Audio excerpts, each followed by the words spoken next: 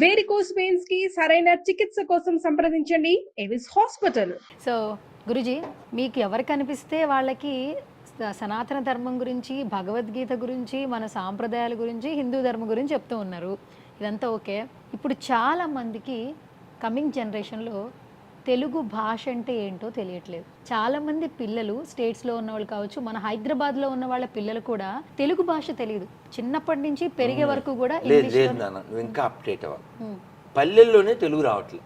నువ్వు హైదరాబాద్ ఎందుకు అంటావు? ఓకే, విలేజెస్లో ఇదంటే ఒక మినీ భారత్ లాగా చాలా రాష్ట్రాల వాళ్ళు ఉంటారు. కానీ పల్లెల్లో కూడా ఎందుకంటే ఇంగ్లీష్ వ్యామోహం, ఇంగ్లీష్ మీడియం. దురదృష్టం ఏంటి, ప్రభుత్వాలు కూడా తెలుగు నేల మీద తెలుగు లేకుండా చేస్తే అలాగా. ప్రపంచంలో ఒక లార్జెస్ట్ లాంగ్వేజ్ మాతృభాష కదా. సినిమాల్లో కూడా మంచి పాటలు ఉన్నాయి. చిన్నప్పుడు తేనె కన్నా తీయనిది తెలుగు భాష, దేశ భాషలందు లెస్స తెలుగు భాష. అలా శ్రీకృష్ణదేవరాయలు తెలుగదేలయన్న దేశంబు తెలుగేను, దేశ భాషలందు తెలుగు లెస్స. ఆయన ఎవరు? నేను తెలుగు వల్లబొండ అని చెప్పి ఆయన చెప్పుకున్నాడు. యాక్చువల్లీ ఆయన తులు భాష కలిగిన వాడు. ఆయన తెలుగు వల్లబొండ అని చెప్పుకున్నాడు. అలాంటి భాషని, అంత గొప్ప భాషకు వారసులం తల్లిదండ్రుల యొక్క దోషం వలన, ప్రభుత్వాల దోషం వలన భాష అలా నాశనం అవుతుంది. ఆ సినిమాల్లో కూడా బాధపడుతూ ఎంఎస్ నారాయణ చాలా బాధపడుతూ ఓ మంచి ఇన్సిడెంట్ ఉంటుంది. సో కాబట్టి నువ్వు మీ అమ్మకి అన్నం పెట్టకపోతే పిన్నికి సారి పెడతావు నువ్వు.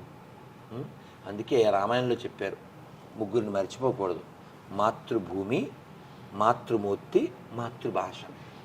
రామచంద్రమూర్తి ఇంకా రావణవధ అయిపోయాక లక్ష్మణుడు అంటారు, అన్నయ్య బాగానే ఉంది కదా, ఇక్కడ సెటిల్ అయిపోదామని అంటే అంటారు, అపి స్వర్ణమయీ లంకాం నమే లక్ష్మణ రోచతే, జననీ జన్మభూమిశ్చ స్వర్గాదపి గరీయసి.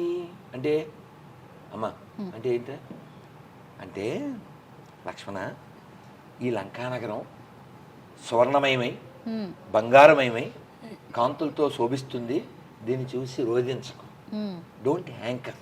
మాతృభూమి, మాతృమూర్తి స్వర్గం కంటే గొప్పవి. ఇది చాలా తుచ్చం.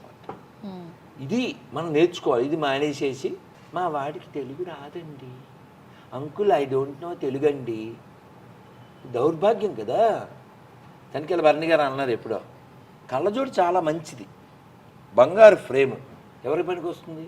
కళ్ళు ఉన్న వాళ్ళకి, గుడ్డి వాళ్ళకి ఎందుకండి ఏ ఫ్రేమ్ అయితే మాత్రం.